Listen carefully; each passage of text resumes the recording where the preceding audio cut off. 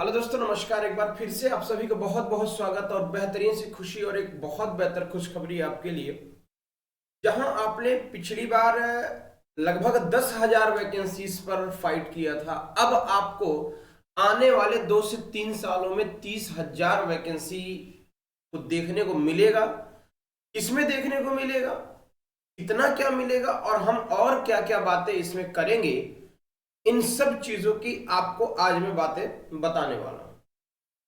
पहले चीज तो ये समझ लीजिए कि जो एकलव्य विद्यालय है, ये ट्राइबल है एकलव्य विद्यालय, पर 30,000 वैकेंसी आने वाले इन 2 से 3 सालों के बीच में फुलफिल होनी है। क्या होनी है भाई? फुलफिल होनी है। तो कहीं ना कहीं आपके लिए एक बहुत बड़ी अपॉर्चुनिटी है और एक लाजवाब माइंड ब्लोइंग आपके पास एक अवसर आपके सामने आ रहा है। इस अवसर को बिल्कुल भी जाने नहीं देना है मेरे प्यारे साथियों। पहले का जो टाइम पीरियड था, यानी जो EMRS का जो एक पिछली बार एक वैकेंसी रिलीज हुई, हालांकि सिलेबस डिस्क्राइब्ड है इसका, ऐसा कोई दिक्कत नहीं है।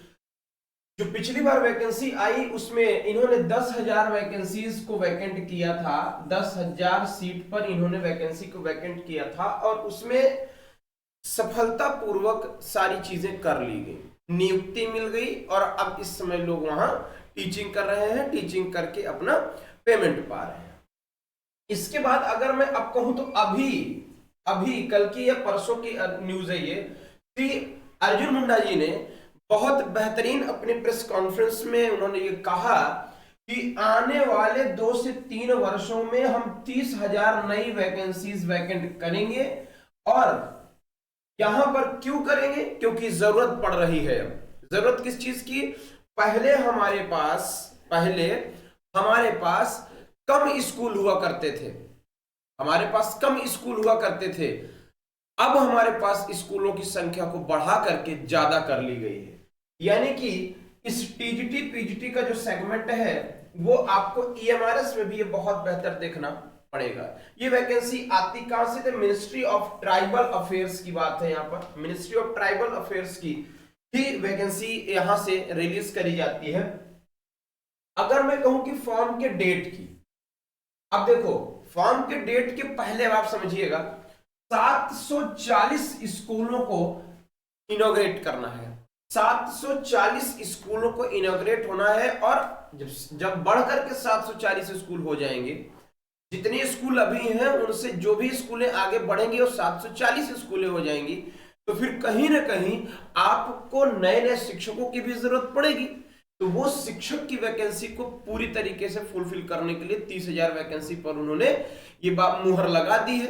अगले 1 से 2 महीनों में वो वैकेंसी आपको देखने को मिल जाएगी। वो सेंट्रल होम मिनिस्ट्री है और होम मिनिस्ट्री में कहीं ना कहीं आपको देखने को मिल जाता है। एग्जाम डेट की अगर मैं फॉर्म डेट की अगर मैं बात करता हूं तो मार्च के महीने की एंडिंग में या अप्रैल में आपको इसका फॉर्म देखने को मिलेगा। मार्च और अप्रैल के महीने में आपको इसका फॉर्म मे बी की देखने को मिल सकता है। उन्होंने ये कहा है कि अगले 1-2 महीने में हम वैकेंसी को वैकेंट करेंगे।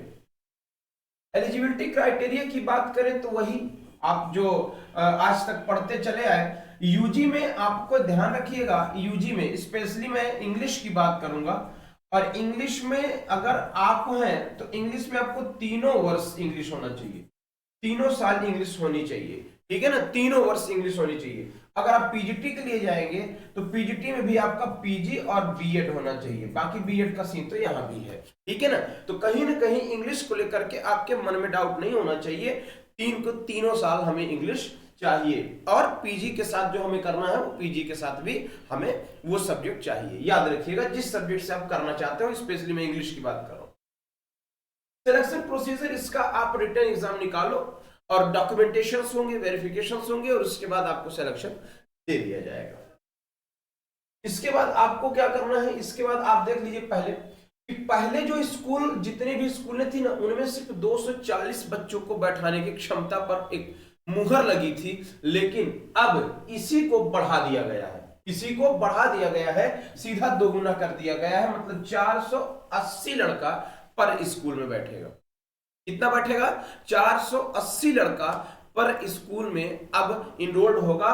और जब 480 लड़का इनरोल्ड होगा, जैसे मान लीजिए कि 240 बच्चों के बीच में अगर मान लीजिए कि 3 टीचर हैं, तो कहीं ना कहीं जब ये दोगुनी हो जाएगी तो 6 टीचर्स की जरूरत पड़ेगी। तो कहीं ना कहीं ये वैकेंसी आपके लिए बड़ी फायदेमंद होने वाली है। और मैं आपको बता दूं, मार्च और अप्रैल के मंथ में ये फॉर्म नोटिफाई हो सकता है। बिल्कुल लापरवाही ना करें, बिल्कुल बिल्कुल भी आप इस बात को लेकर के अपनी जो जो सजगता है उसको बना लें और बना करके इसकी तैयारी शुरू कर दें। बहुत बेहतरीन बात है, ना तो कोई बहुत हार्ड सिलेबस है और ना ही बहुत ऐसी कोई बात है। ठीक है ना, तो बहुत बहुत शुक्रिया, थैंक यू।